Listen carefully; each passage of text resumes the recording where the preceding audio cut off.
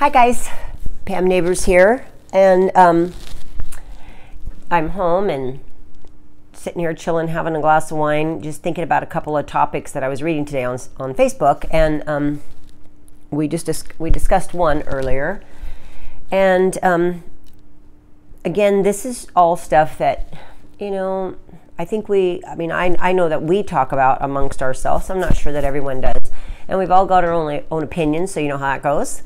But this one I wanted to bring up is about competition, because I was reading again on a forum, and that's kind of where I get a lot of my of things that I'd like to talk about with you guys. It just, I see what students are asking everywhere, and this one I think is really critical, because it's, what is your attitude about competition? I mean, how do you look at competition? I know people that I think are very successful, and they still panic when someone opens up doing what they're doing, down the street or in a town 10 miles away, or for crying out loud, I've been up here by myself for so many years that, it's even if it's across a state, you worry about it because it's a competitive industry.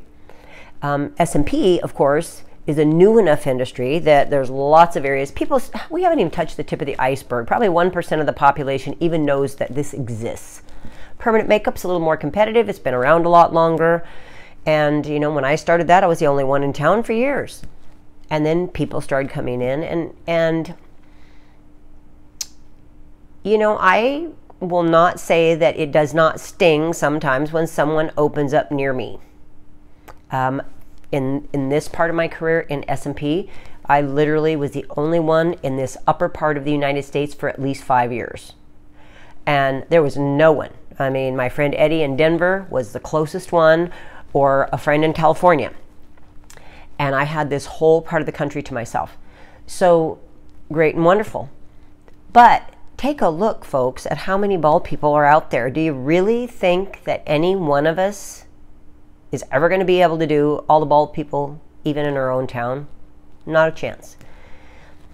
My grandfather used to tell me, iron sharpens iron. And so I've always tried to keep that close to me, because I don't want to see you, I know for myself, I am competitive. I am driven. I won't say that I'm not. And I do watch what my competition does. But I've learned through my years of experience, and S&P is not my first time around with this. I've been really blessed, but I've also I've worked myself to death marketing new industries. And so scalp is my third time around. So I learned doing permanent makeup that, when no one knew what it was, I was the one spending all the money and all the effort trying to educate people and make them aware that we could even do that.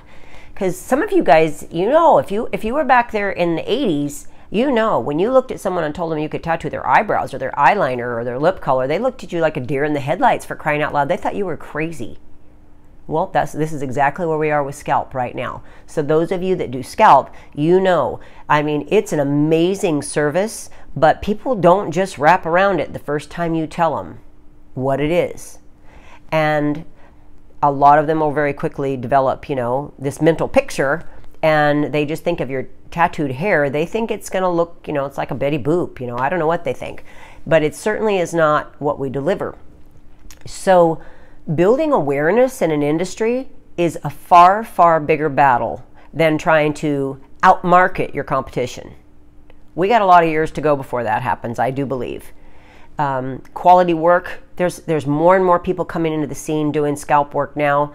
And again, I mirror back to my permanent makeup because it's so very similar. There's lots of people doing it. There's not that big a percentage that are really great at their craft. Scalp is the same way. There are some amazing artists out there, but there's far more onesie-twosies, people that, unfortunately, that aren't really willing to put the time in to become truly great. So, I don't think you need to focus on competition. I think it's wise to be aware. It never hurts to do some competition research. But I find that when there's a few more people in your area marketing, then the word gets out faster and there's greater awareness. And that's what costs me a lot of money, is the awareness. So now that I do have a few people up here, you know, again, I was by myself a long time, and I don't know how many of you guys know Manila, but she is in Seattle. And so we're probably about, since I'm north, we're probably about 40 minutes apart. I mean, traffic, it could be 2 days apart, but as the crow flies, we're about 40 minutes apart. And in an area this large, you know, I loved it because when she started marketing, I could feel it in my business.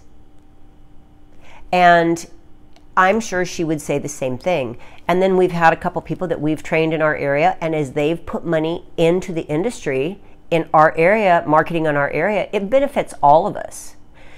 So I have a different way of looking at competition. I think that competition keeps you on your toes. I think that competition is a very healthy thing. Please don't develop an attitude that, you know, your competition is your enemy. That's the farthest from the truth, I would say. I think it's good to have peers. You know, when I did permanent makeup, I was out there for so many years by myself. I had no one to ask about problems. I had no one to brainstorm with. I had no one to share experiences with, bad or good. It was really a long, lonely journey. I was by myself, and it wasn't fun. I did it. But now, you know, with the internet, I mean, my gosh, you know, everybody's networking everywhere, and I think it's fabulous. It's the same with scalp, though. You know, it's nice to have someone to bounce ideas off of. It's nice to have someone to talk to, because it's lonely out there when you're by yourself and you've got things that aren't so easy for you. So I think healthy competition is a good thing, you know, and I'm encouraging you, new techs, old techs, I don't care. Doesn't matter what field you're in. I think it's kind of the same.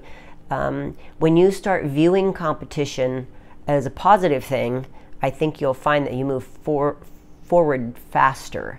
And hey, it's never a bad idea to do some projects together as well. Because sometimes especially when you're in a new industry like this, joining forces and putting all your dollars into the same thing can be very helpful for you. And don't be afraid to refer to your competition. That'll come back to you tenfold. If there's a client, it's too far for them, or you don't work Saturdays, or whatever the story is, you're on vacation that week, you know, hey, you know, we want to get the business on our books. But if you can't, the client, it's far better for you to refer them someplace that you know does good work and will take care of that client, because that supports our industry. We want the client to get the best service that they can get and have those optimal results that we all strive for. But building relationships with your competitors is part of becoming a true professional. So I'm encouraging you, whether you're new or whether you're old, you know, step back and take a look at how you view your competition.